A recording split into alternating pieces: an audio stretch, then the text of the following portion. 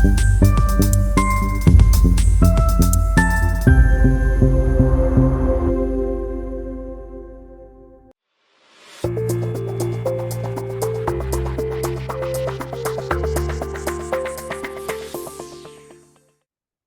the bar high with the introduction. I have big shoes to fill here. Good afternoon, everyone. Thank you for coming out today. I'm always happy when one person shows up. I'm absolutely thrilled that I have a room here. So I'll try to make today as personable and interactive as possible. Tech, I feel like, is one of those things that it's not very tangible all the time. So I'll try to do as much as I can with a live demo. We'll do about first, 25, first quarter of the class will be a little bit of the background of tech, and then we'll jump in to a live demo. Let's see. Oh, hang on.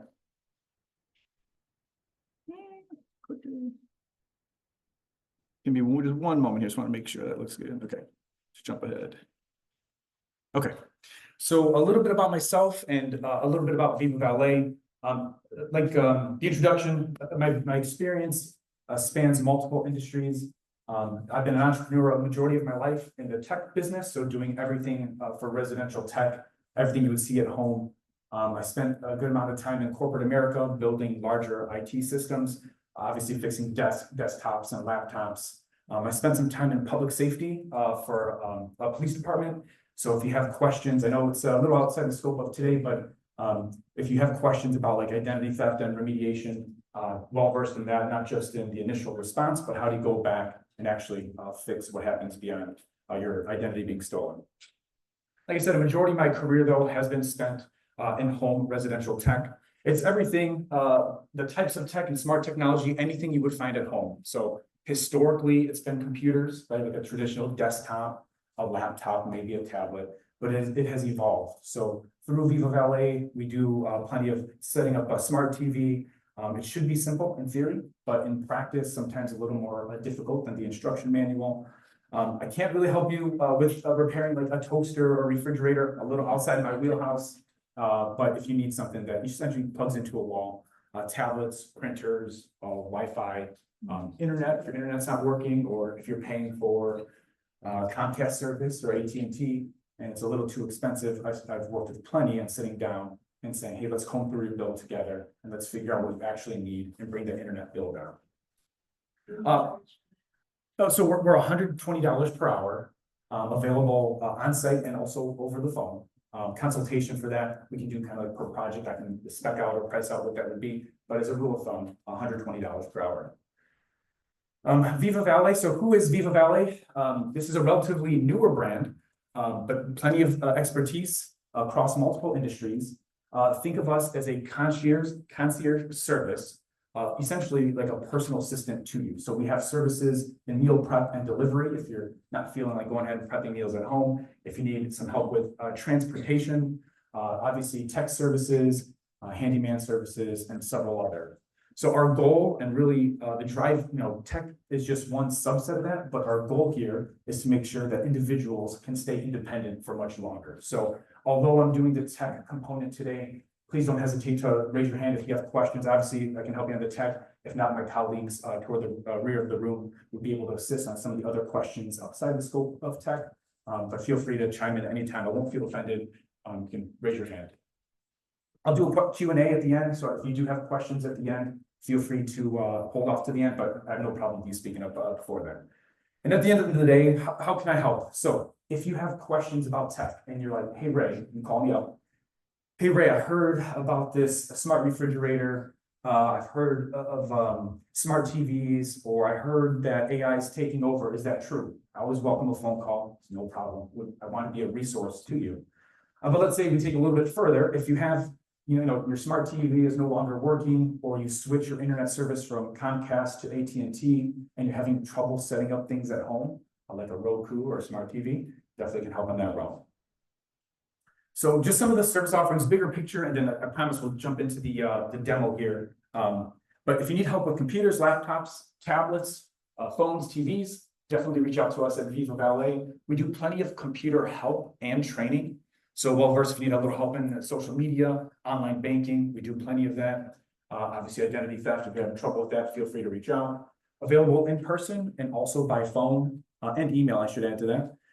If your computer has a virus and you're having some trouble with that, you're having some difficulty removing it on your own, or you're not certain it's been 100% removed, we're definitely a resource for that. Setting up new computers and electronics, online security and backups. So if you have any sort of retirement portfolio, through John Hancock, a pension, any sort of retirement, securing those retirement accounts by having two-factor authentication turned on. We do plenty of that. If you need help backing up financial documents, family photos, things of that, also in our wheelhouse.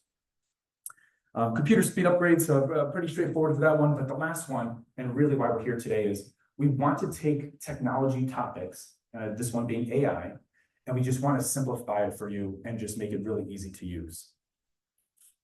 So the primary focus for today is learn real-life ways AI and smart devices can help older adults. Just by a show of hands, who attended Tony's demo? Was just in the room next door? Okay, he did a phenomenal job jumping into the smart devices. So knowing that, I'll really focus on Perplexity and ChatGPT, which is a hot topic right now. Depending on where we end up with time, we can touch on a couple of smart devices. Might be a refresher for some, might be brand new for others. See easy tech in action. So I'll do a demo of Perplexity and then leave today with practical step-by-step tips. So at the end of the day, we want you to go home. We want you to have the confidence to pull up a tool like AI and being able to use it at home in your daily lives. Audio okay so far? Yeah, okay, just let me know. So the challenges and what really prompted this was managing daily tasks. There's so much to do between loved ones, friends, chores around the house. So the number of tasks that we're responsible for present day has been growing and is ever growing, I feel. Staying safe at home, that's a challenge. I want to make sure our devices are internet connected, that we have those extra security features. If you have a camera, for example. Staying connected with family and friends can be a little difficult. I feel like some people don't pick up the phone and just call. A lot of times they're texting, they're doing, I guess I could say that some of them do video calls. So we want to lump all that together, and we want to, at the end of the day, figure out what makes sense for us at home. Some of us are very tech forward, if you will. Some of us aren't, right? So my dad, a very traditional, hey, he says, if I didn't have it in 1970, I don't need it in 2025. Paper and pen works fine for me. My mom, on the other hand, says, enough with that. Give me my tablet, give me AI, which I set her up with, and we'll do a demo here. And she embraces that, right? It helps her garden. There's a bunch of, not a gardener, but when to water her rose garden, what types of things like Miracle-Gro, that's all I know, but what types of things to help promote the growth of roses where should they be placed in the yard. So it goes beyond just the challenges listed here. It also follows along with any sort of hobbies you may have or tasks you have to get done. So at the end of the day, and I'll read it word for word here, what is artificial intelligence, or AI, as you hear in the news? So AI is when computers or machines are able to perform tasks that typically require human intelligence, like learning, making decisions, or understanding language. So at the end of the day, this AI is really like a personal assistant to you. It gives you access to essentially experts in different areas. It could be medical, legal. It does not replace it, right? It's not exact, it's not 100%, but it's just a guiding measure. So you can go to AI, punch in a question that you may have, and it give you an answer that's similar to what an expert would provide. But before we jump into the demo, so a little bit of history. So if you look historically, we're talking centuries ago, information was shared by, we're talking 1,000 years ago and beyond. Information was shared by sitting down next to a loved one, a neighbor, a friend, and say, hey, I'm going to show you how to do this particular task, whether it's cooking, fixing something, building something. As time went on, right? So you had the invention of the printing press mid-1400s. That changed things now, because now we have books that we could open, and instead of listening to the person next to us, we can open up a book and read, and essentially a manual. It could be a dictionary, an encyclopedia, but we can now read information, understand it on our own, and like teach ourselves. And that continued up into the 80s and 90s, 1980s, 1990s. Then was the push for search engines, right? So Google, anyone Google? Just by show of hands, majority of the room Google things, right? Yahoo, Bing, there's a ton of them, a bunch of different search engines. And what has happened now is we've taken information out of books and then put it on the internet, right? So it became pretty prevalent in the 90s, definitely now, right? Still modern day. And that was great because we can read the first 10 websites on Google and have an idea and learn about the topic we just Googled. But now, since 2022, it's taken it a step farther to what I call like the fourth step of information. We can now use AI, like ChatGPT is the most common, and you can have ChatGPT read all the articles for you, summarize it, understand it, and then provide that information back to you. So what you've seen, I use this as an example, is instead of me going to weather.com or to Google asking what the weather is, and then trying to figure out when I should host a party, I can now say, I'm thinking of hosting a party, either Friday or Saturday, which would be the best day to do it based on the weather. And ChatGPT or AI tool like that would end up going online to the internet, see what the news is, what the weather is, and then find out which day has a lower chance of rain, and then it would give that information back to us. So we'll do a demo of that shortly. So AI, and this is just the feedback I've received from doing a ton of presentations. Sometimes it sounds scary. It can sound expensive, maybe very official because it's an expert, if you will. And I say that loosely. Might be complex, or maybe just the general unknown, right? What is AI? Is it taking over the world? Are we doing mass layoffs? All this thing creating doubt and making us a little nervous, uncertain about it. But the reality of the situation is AI is easy to use. It's very convenient. It can be on your phone. It can be on a tablet, on your computer at home. It's affordable, right? There are plenty of free plans you can use. If you'd like a paid model for more sophisticated features, you can go that route. Me as an individual, I've only used the paid models up to this time, and they've been more than enough. It is a source of a vast amount of information. And now, instead of going to Google to try to fix your problems, you can run it through an AI tool and see it has the ability to help you solve problems. So as we jump ahead, I just want to focus your attention on the left side here, really the benefits of ChatGPT. There's really two products. Let me slow it down and back it up a little bit. If you think of a car, an automotive company, Ford, Chevy, right? But if you think of cars, that's the equivalent of thinking about AI. But some of us like Fords and some of us like Chevys. In the AI world, some of us like ChatGPT, whereas others prefer Perplexity. So think of cars as, AI as a car, and then think of the tools like ChatGPT and Perplexity. Think of those as you would Ford and Chevy, right? So when we're talking about ChatGPT, it's like a Ford or Chevy. We're talking about Perplexity, follows same thing, right? We're talking about a type, a manufacturer. So the benefit of ChatGPT, you have instant answers. You have 24/7 access. You can ask it a question at 3 a.m. You could ask it a question at 6 p.m. It's going to provide, it's always available. Some people use it for language translation. Some who are a little more creative that create art will use ChatGPT to create art, and its support for learning and productivity. Relatively new, so November of 2022. So you really see 2022 as a year with the development of this. It is a conversational AI assistant. You can talk to it, no different from me talking to you today. It will interact with you. It will learn things about you if you allow it. It's really like having a person in front of you. The other tool, which I spend most of my time in, and in all transparency, I started in ChatGPT. It was good. I liked it, but Perplexity had a little more to offer. So I started in ChatGPT. I moved over to Perplexity, which is the demo for today.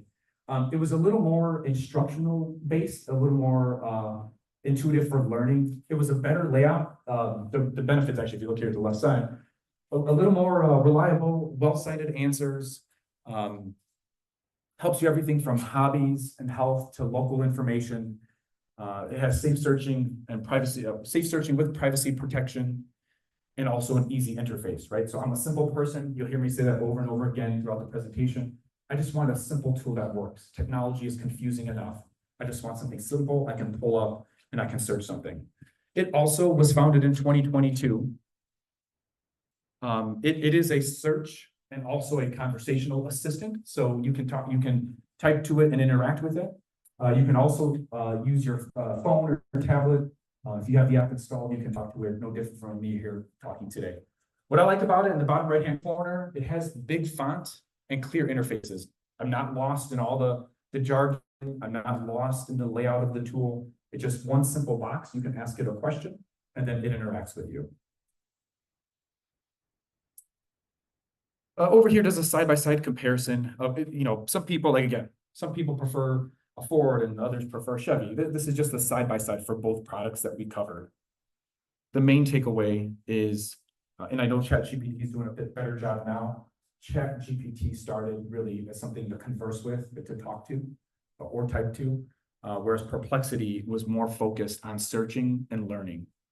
So for me, even in the IT world, if I have a question, and I guess I should have told you in the beginning, these slides, the content for these slides, I ran through Perplexity. I said, I'm doing a presentation in a couple of weeks. Can you generate some ideas? And there's still, of course, some modification to fit what we do here at Viva Valet, but the core of it's the same. You did a side-by-side comparison. So a lot of that stuff was done by AI, right? And we didn't know until the end here. You still have to fact check it. So even though we'll use it we'll demo it today, you still have to draw on your own experience. I'll do a demo, of medical terminology, and I'm not a doctor. I would still consult a doctor. It is not a replacement for a doctor. If you have legal questions, you can use it as a guiding measure, but not a replacement. So to get it set up at home, and I'll focus on the second 2 bullet points, and then I'll make my way back to the first one. So if you're setting it up on an Android phone or an Android tablet, what you would do is go to the Google Play Store and download Perplexity AI. And it's going to be the same whether you're using an Android, when you're on an Android system, to be identical, the setup. If you're using an iPhone, Apple products, the same thing will hold true. You'll go to the Apple Play Store, search for Perplexity AI. You can download the app and install it, and then it's ready to use. So, and I always tell people when I do these demos and presentations, I try to do it as live as I can, as someone walking off, pretty much walking in with no experience. The only difference is for the demo today, I'm logged into my account. It's not a paid account. So what I have access to, if you were to set it up before you leave today, or if you were to set it up when you go home, would be identical. The neat thing that I like about the first bullet point, kind of doubling back here, the computer setup, really easy. You go to Perplexity, instead of going to google.com, you now go to perplexity.ai. And what that does, and I'll do it here in a moment, we'll pull up a window. It will take you to the Perplexity website where you can immediately start interacting with the tool, right? We could ask it anything. I have a list of prompts today to have it run, to run through a couple different scenarios so you can see it in action. It's the closest thing to tangible I could do. Any questions on downloading it or installing it at home? Thoughts, feedback? Yeah. I do have a question. Oh, yes. I don't know if I missed it. Both this one and the ChatGPT, you're just able to download it on your phone. They're both free? Correct. Both are free. If you prefer a paid model, you can pay. There's different. Some are $20 per month. Some they go pretty expensive. Beyond that, but I haven't used any of it, and it's served me very well. I use it almost every day. Okay. I've actually swapped out. On my computer, I've used to do just a bookmark for Google.com. So when I start my day, I open up Google and I do what I have to do. I've now replaced that with Perplexity. So when I open up my laptop, it automatically goes to Perplexity, and I can still use Google, of course. But I encourage you just to try both and see which one works a little bit better at home. Yes. Free app, right? Yes, it is a free app. Everything I'm showing you here today is free, not paid for. The way I always encourage is if you use it, if you like what you see today and you use it in the coming weeks at home and it works for you, no need to go to a paid app. I would say the vast majority of customers, we probably have maybe 2 or 3 that have a paid version of Perplexity. Everyone, including my mom, who's pretty tech savvy, uses just a regular free version. Yeah. But it is a free app. You're welcome. Excuse me, for Yes. Perplexity, it gives you all kinds of choices here, and which one would be the one? Yeah, The Perplexity AI, yes. Perplexity, just plain Perplexity, or? Yeah, let's go take a quick peek, and I can always take a quick peek. So it's chaos. Perplexity AI, and then it should be. You'll see the logo should match. And I'll show you let me see if I can back it up here. You're looking for the logo in the top left-hand corner is the one. If you see that logo next to the App Store, next to Perplexity, that is the one you want. It'd be Perplexity AI. And I'll stick around. I'm in no rush to leave today. So if you have questions at the end or set up, I'm happy to work it with everyone one-on-one to get it set up on your device before you leave today. All right, bear with me here 1 second while I switch gears. So we'll jump into a demo here. Let me switch a couple things around so we can get those who are online with us. Cool.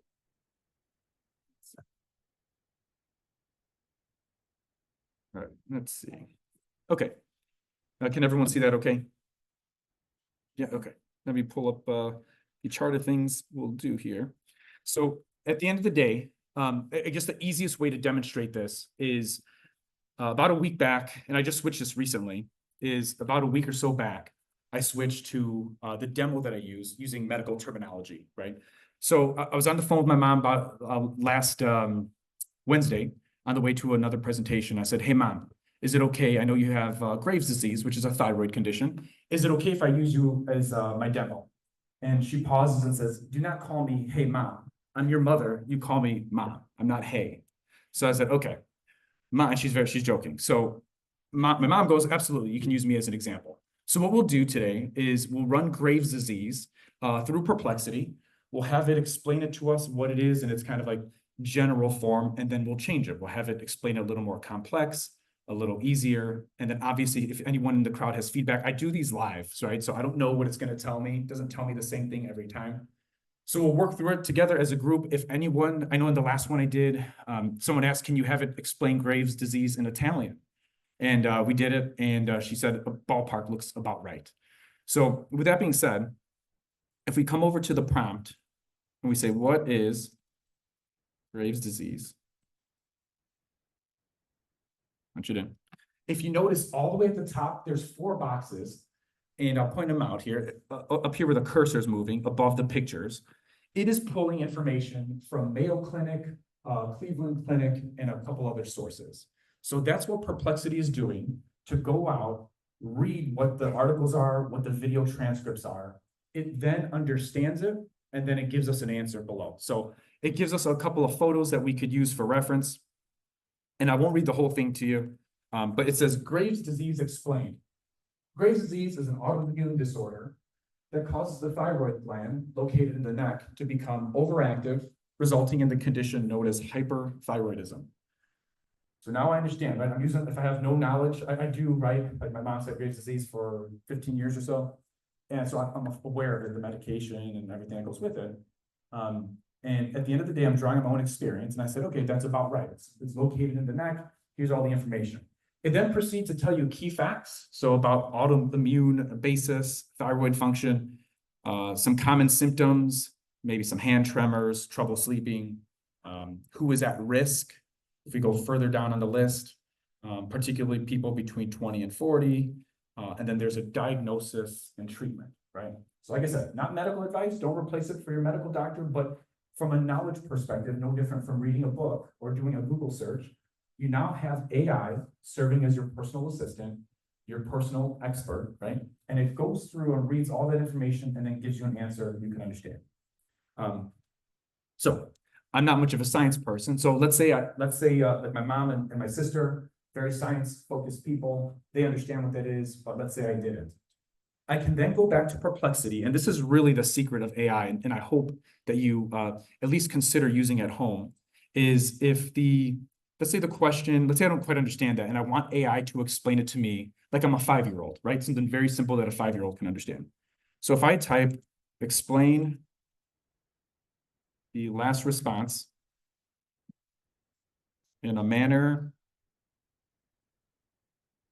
which a 5-year-old could understand.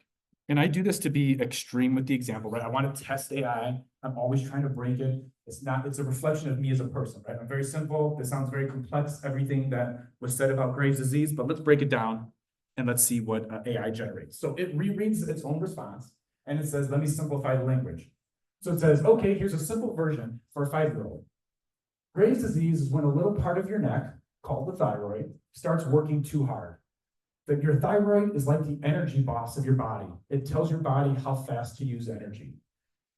It then proceeds when, in Graves' disease, the body's police, the immune system, get confused, and tell the thyroid to work extra hard, extra fast, right? Or extra fast. When that happens, you might feel shaky, too excited, get sweaty, or feel hot. So now for those, and I've used this on both sides of the family for that matter, if someone has a condition and I don't want to read the first 10 pages of Google, I can now go ahead and run that through Perplexity, get a normal response, which is the first one, and then I can get a response that's very simple to follow. So if there's anything that comes to mind at home, you can always run through it. I'll do a little more of the demo and then obviously open it up if anyone has any suggestions. But let's change the table. Let's switch the table around a little bit. Let's say I'm a doctor. Definitely not, but let's say I am.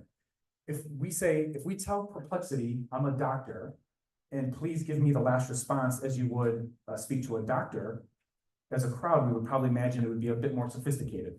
It's definitely not good. It's going to be more sophisticated than the answer we just got.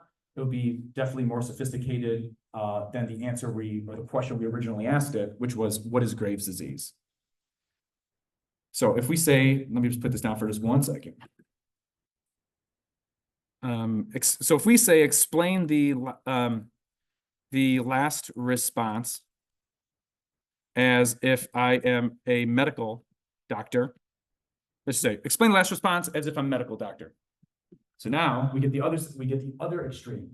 Graves' disease is an autoimmune disorder in which thyroid stimulating immunoglobulins, TSI, bind to and chronically activate the TSH receptor on thyroid follicle cells. I told you I'm not a science person or a doctor.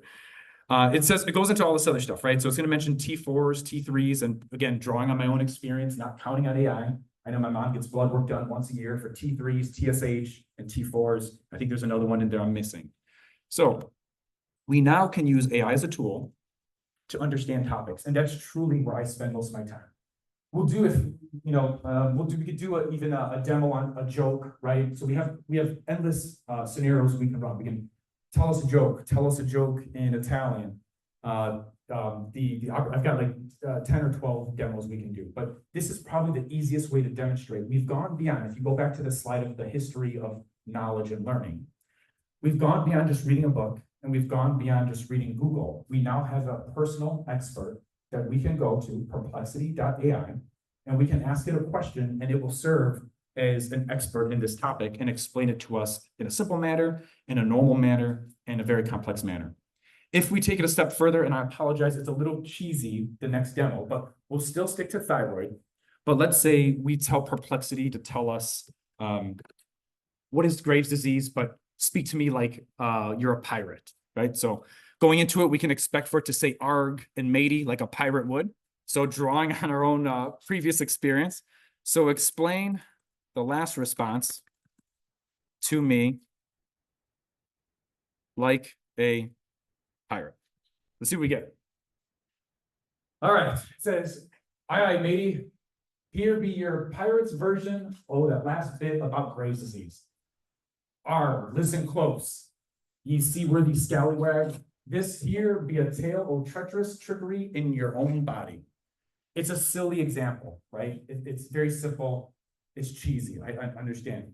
But it demonstrates what we can now do with a tool. We can have this, if there's a comedian you like, if there's anyone famous that talks in a certain manner, you can have it take on a different personality. And it's not perfect, right? So it's not going to know every single person on the planet and exactly how they speak. But in a general sense, as a guiding measure, you're now able to take this and manipulate's not the right word, but able to converse with it and say, okay, thanks for telling me the response as a normal person. Thank you for telling it to me like I'm, in elementary school. Thank you for talking to me as a medical doctor. And now thank you for talking to me as a pirate, right? So it just demonstrates you can do as much or as little as you want with AI. And it's as simple as, again, going to perplexity.ai, just like what you do with google.com, and start interacting with it. So with that, we'll do a few more here. We've got plenty of time. Let's do, tell me, is anyone from Hoffman Estates, the immediate area? Need towns? We'll do maybe a town. Rolling Meadows, sorry. Tell me about Rolling Meadows, Illinois. So it draws those 4 categories on top. There's 10 sources in total. It lists at the top. It's pulling from Wikipedia and encyclopedia for the Chicagoland area and cityofrollingmeadows.org. And it says, and I'll just read the first sentence or so. Rolling Meadows is a suburban city in Cook County, part of the Chicago metropolitan area. It was incorporated in 1955 and named for its gently rolling terrain. It continues on, right? So instead, these are the most basic ways to show how easy it is to use. And yes, there's no doubt about it. You can go type Rolling Meadows into Google. You can see the response there, and you can take the time to sift through the first page of Google, or you can have it something to do it for you. Does that sound about right for Rolling Meadows? Yeah, about employing about 44,000 people, 7 square miles. If we took it a step further, and let's say we were hosting an outdoor event sometime this week. Let's say it was okay. So let's say we would like to host it Friday night is ideal, but a man planned it like myself, and I waited till absolute last minute. So let's say I'm like, hey, I don't know when I'm gonna host this party. It's a dinner party with the 25 of us here. And you're like, Ray, when are we meeting up? This is the week of the party. What I could do is say, I am hosting a dinner party this week, and let's pick a different town. We could do Rolling Meadows. You want to do Rolling Meadows? Yeah. Okay. A party this week, outdoors, in Rolling Meadows. I'll reread this, which would be the best day to host it. So I'm hosting a dinner party this week outdoors in Rolling Meadows, which would be the best day to host it. It's reading, it's assessing, it's checking sources. You're right, Friday. So for hosting your outdoor dinner party in Rolling Meadows this week, the best day weather-wise appears to be Friday, August 15th. The forecast is mostly sunny with a high near 86 to 89 degrees and a low chance of rain and solar. So it's another tool, like when my mom takes my grandmother shopping and they know a snowstorm is impending. So my mom, I've had her try it, experiment, and it's within reason, okay. I have to get some grocery shopping done before the storm comes. Other than leaving right now, when would be the best day? And AI will go out there and say, tomorrow would be still the low chance of a snowstorm if you can't make it out today, and so on. Is it necessary to do that for all your travels? No, and I'm not proposing that. But to demonstrate what it can do, you can run through a ton of different things in your day-to-day life, and instead of going to Google, you go to Perplexity to do that. Let's do, what we got time? We've got some time here. So let's say we host a dinner party and everyone shows up, so I'm happy with the turnout. And I want to thank everyone for coming to the dinner party. What I can do is write a thank you letter that I can send to everyone who attended my dinner party. Maybe if you want to send a handwritten thank you, you could do that. If you wanted to send an email, you could do that. If you're using it, if you're working part-time, full-time, makes no difference. You have to send out some sort of correspondence. You can run it through a tool like Perplexity, and it will write it for you. Give it the parameters. Hey, this is what I did at work. This is what I need to write an email on, and it will write it for you. So let's say we're going to write a thank you that I can send out to everyone who attended my dinner party. Dear friends, I want to sincerely thank you, each of you, for joining me at my dinner party. Your presence truly made the evening special and memorable. It was wonderful to spend time together outdoors, share good food, and enjoy great company. Again, like a personal assistant, and I know I keep saying it over and over, and it really ties into the overall Viva brand, Viva Valet, where whether you're using tech, it should serve as a personal assistant, or if you're looking at more comprehensive concierge services, we also, as individuals, as humans, are like your personal assistant. Two different examples, right? This is where today we're talking about AI, but the overarching theme of what we do as an organization is to provide tools like this to you where you can remain independent for as long as you can. Yes? Oh, sure. Oh, okay. So you have two options. If it might be a little hard to see, it's a little hard for me to see, but down here, you have a copy button. You can use that. But what I normally do, I think it's out of habit, you can highlight everything that the response, and you can obviously modify it too. What I do is I would highlight everything, right-click copy. I would go to my email and I would address it to you, let's say, and I would go into the body of the email and I would paste it. And what happens is I would adjust, right? I would include your name. I would at the bottom here. It says with gratitude, your name, right? So I put with gratitude, Ray, right? But there's things you can use it. And I've used like going back to the AI slides that I used or earlier in the presentation, I had to generate ideas for me, but then I went back myself and modified it, right? So you don't have to pick all of it. You can pick some of it or none of it. Or in fact, if I'm glad you brought that up. So let's say I didn't like the response. And let's say I wanted to have it generate a new one. I didn't like the response. Generate a brand new one. No, it doesn't. It doesn't talk back either, at least not yet. So, all right, dear friends, thank you so much for coming to my dinner party. Having you there made the evening truly special and full of joy, right? So a completely different response. Some similarities, right? We're thinking the attendees and has some core concepts that are the same. But if you don't like that one, you can have it regenerate another new one and another new one. Or what I've done before is I've put 4 to 5 side by side in like a Microsoft Word document. And I picked the one sentence for this one sentence for this one, and then the final sentence from the third one, right? Or group of sentences, I should say.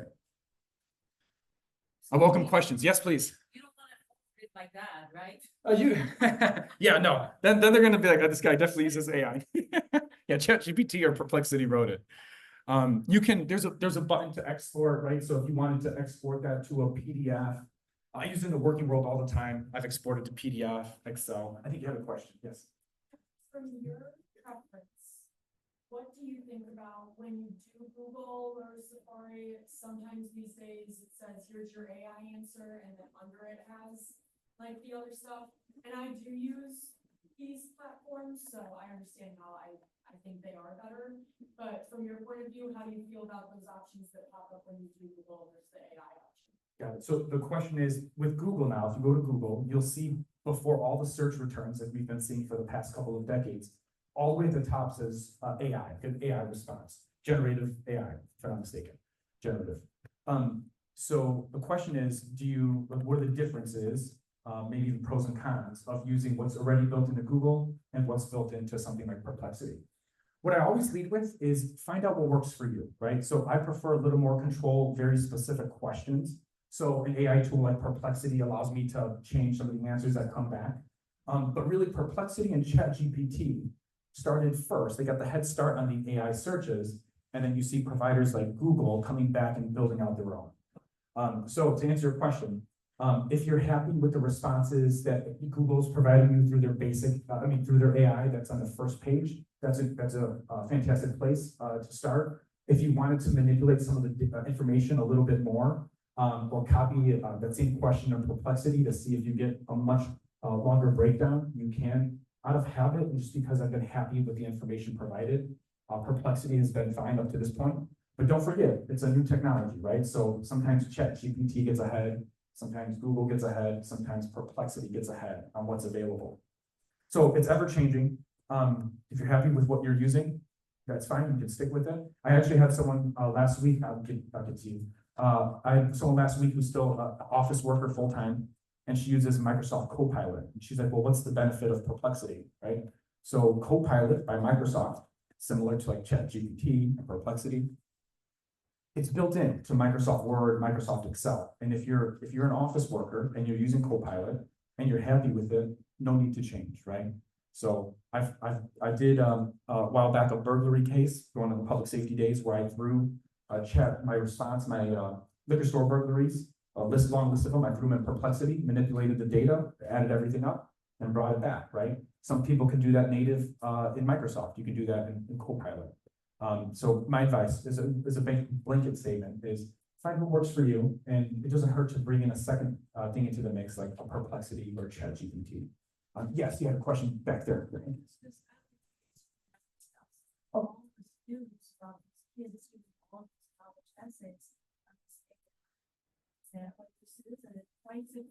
Sure. So there's two things going on here. So one, yes, I do outside of Viva Valet and my own the IT business, working on getting a 501c3 off the ground that trains students in tech.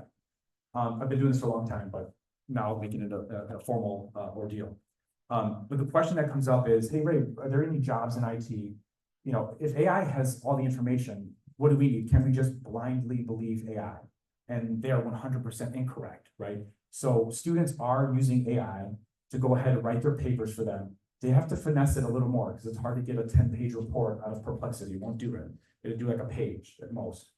And that's a stretch in itself. But they are using AI. The problem is they're blindly trusting it. So as a group, we draw on our own experience and then we say, yeah, AI is about right. That's correct. But younger generations coming into the workforce and working through school, whether it's high school or college, they use it and they believe it blindly. So there are AI detectors out there, right? So if you're, let's say you're a teacher and I've had people submit work to me that I just copy what they sent to me, paste it into an AI, and it detects AI. I ran a demo on that probably a month and a half ago. And I pretty much had AI Perplexity generate a response, and then I dropped it in to an AI detector. It said, this is 100% AI. I then manipulated it, and it came back with 35% AI.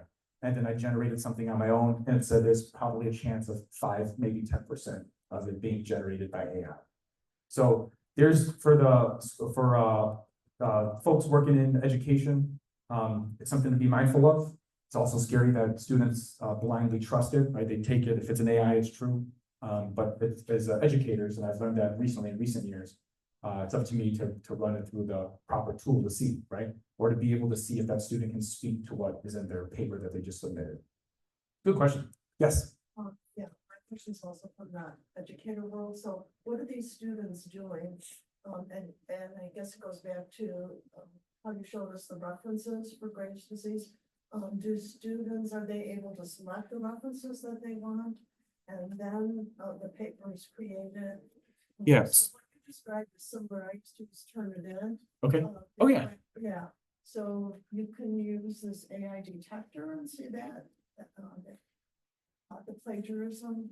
Sure. So like the resources up there, can you select the resources? Yeah. So the question is, how are students using the information provided, for example, here today, and how are they writing a paper on it?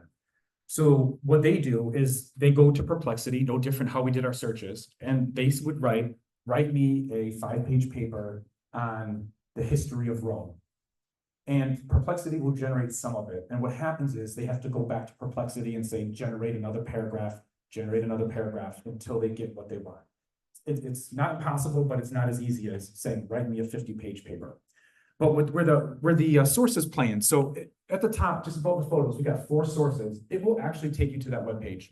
So if you're reading something, or even if a student's reading something, and this is the response, let's say they're writing a paper on rolling meadows, they can click on that first tile, and it will open the city of Rolling Meadows. So it will give you the history, right? This entire webpage, it says Rolling Meadows history, city government, and that's all that's on this page. And that's where Perplexity will read it itself, try to understand what it is, and then try to sit in front of you and converse with you.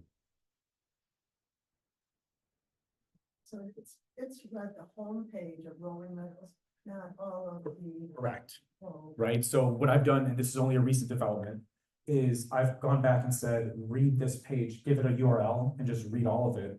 Or I've tried to read the home page of this website, and it's not there yet. So like, go ahead. okay. Can they say write the paper in APA style? Mhm. Yeah. Yep. So is it a learning tool? Like in a perfect world, students would use it as a guiding measure, right? And then they would do their research, write their own paper. And then if they needed help with APA, they can go ahead and say, hey, here are all my references. This is the style of the report I'm writing, and AI will go back and correct it for them. The problem is that's like best case scenario. Reality is, complacency, I guess, is setting in where students are like, write this for me. It's not as big of a problem as some think, but I imagine one day it will be. Of course. Yes. I wanted to ask about confidentiality. So if you're asking something personal or about finance or something that you're explaining something personal about yourself, does it store that? Or? Yeah. So the question is, what about confidentiality and privacy? So this is ever evolving. So in a perfect world, I would say that it's all under lock and key, nothing to worry about. but I'll treat it, right? I'm skeptical about anything, whether it's Facebook, Instagram, CNN, Fox, makes no difference, right? I'm skeptical by what's out there and what it's maintaining. Right now, if you allow AI to learn about you, like you have an account, you can let it learn about you, and then it will kind of respond the way you want it to. But they're the equivalent of any other major service provider, right? So in the coming years, months, years, there's going to be people who complain for good reason, by the way, of their privacy. They want to remain private. And then you're going to see no different from some of the bigger players that will go back and forth. And they'll constantly be trying to improve privacy. What I recommend, and I tell everyone this, is if you're worried today, right? Because I want to start you off with something today. If you're worried today about privacy, then it's okay to it's okay to not create a Perplexity account. You can just go to perplexity.ai, use the tool, and it's going to prompt you, hey, are you sure you don't want to create an account? And the marketing team there is top notch because it gets so annoying. You're like, oh, I'll just create an account and call it a day. I used it independently without an account for a very, very long time. That didn't bother me a whole lot. And then only, in the past year or so did I formally create an account. So to answer your question, it would be held to the similar standard to any of the major technology providers. I imagine it's going to be changing. And if you're concerned with privacy for good reason, it's okay to use the account logged out where you're not logged in, you're not putting an email address or any sort of information like that. Yes. Personal request, say for example, I live in Schaumburg and I am looking for a handyman that can do general house repairs. Okay. Or something I like that. Sure. If it's house repairs, 100% would direct you to Viva Valet's website. We'll definitely be able to help you there. But let's say Viva Valet did not offer that, right? So no different from some of the tech stuff we've done. Let's let me dock this really quick. 1 second. Instead of saying I live in, you can just say handyman. Yeah. And you can, by the way, you can change the terminology, but what town do you want to use it? I live in Schaumburg. What are handyman services near me? So I live in Schaumburg. What are handyman services near me? It's trying to understand your question. It's conducting its own searches right now on search engines. It's locating some things here. And then it says, it lists a couple of places. Nick's Fix-It Services, a few reviews, Handyman for Hire, CK Construction Schaumburg, Sunny Construction and Remodeling, right? And the list goes on. So you can use it, right? Again, kind of going back to the personal assistant theme, however you deem necessary or appropriate, you can include as little information or as much as you want. And definitely encourage you, like I told in last week's presentation, I told people, try to break it, right? Try to ask it a very, very specific question that has difficulty answering. I've done that countless times, right? It's not perfect. No technology is perfect, which is why I always tell people, use it as a guiding measure, use it as one of many resources you have available to you.